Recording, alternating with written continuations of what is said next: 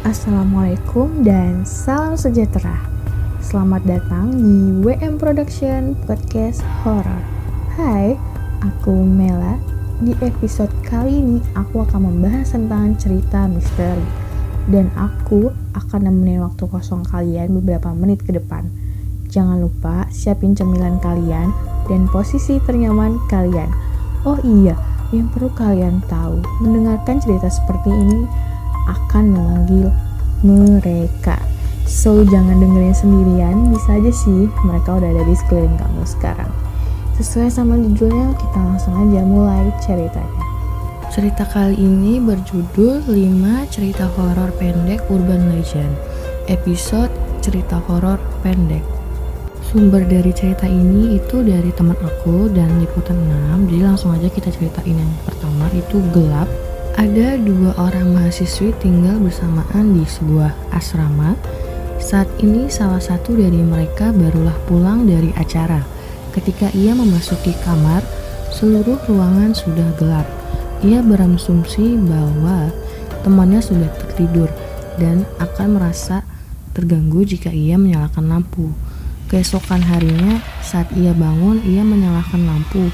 Betapa kagetnya ia ketika melihat bahwa temannya tersebut sudah meninggal dilumuri darah dan terdapat tulisan di tembok.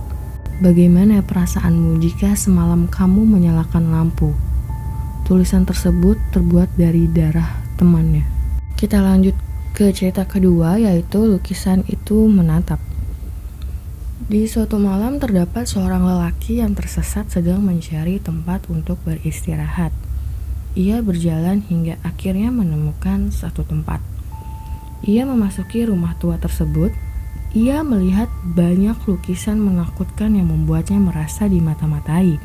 Karena rasa lelahnya lebih besar, ia memutuskan untuk tidur dan menghiraukan lukisan tersebut. Keesokan harinya, ketika ia bangun, semua lukisan tersebut hilang, seolah-olah memang tidak terdapat satu lukisan pun di rumah tua itu. Oke, cerita ketiga adalah Gunung Aul yang dikirimkan dari temanku langsung. Terima kasih. Lanjut aja kita ceritanya. Gunung Aul terletak di antara Kabupaten Brebes dengan Kabupaten Tegal. Pada zaman dahulu, konon ada 2 orang pemuda menaiki Bukit Aul dan membawa ramuan yang bisa menyatukan tubuh yang dipotong. Jadi ceritanya 2 pemuda itu mencoba membuktikannya. Pemuda satu menebas kepalanya dan terputuslah kepalanya. Kemudian disambung lagi kepalanya dengan diolesi ramuan itu. Pemuda yang satunya lagi ingin membuktikannya lagi. Ditebaslah kepalanya itu, namun kepalanya jatuh ke bawah menggelinding. Kemudian temannya mencari-cari gak ketemu-ketemu. Karena takut darahnya kehabisan, dia gak pikir panjang menebas kepala anjing. Kemudian disambungkan kepalanya ke temannya itu, namun dengan posisi terbalik. Lama-lama kemudian dia menjadi sosok siluman dan kini sering terdengar auman seperti serigala.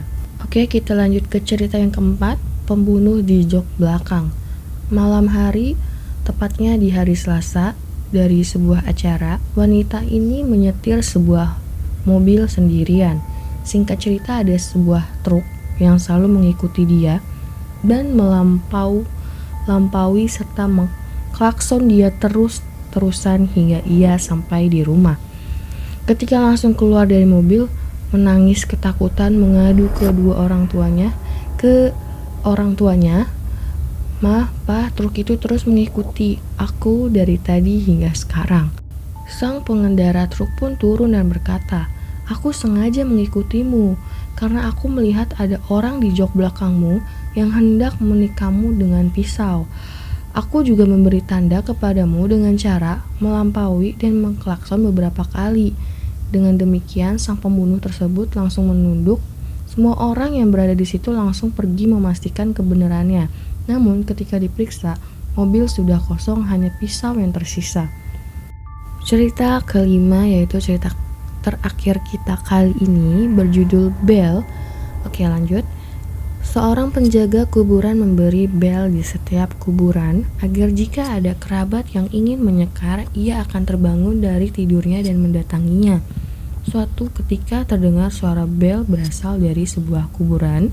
Ketika ia ke sana tidak ada seorang pun yang datang. Dari dalam kubur terdengar, "Hei, keluarkan aku dari sini. Aku belum mati." Sang penjaga kubur langsung lari ketakutan karena di batu nisan tertulis ia sudah meninggal 20 tahun yang lalu.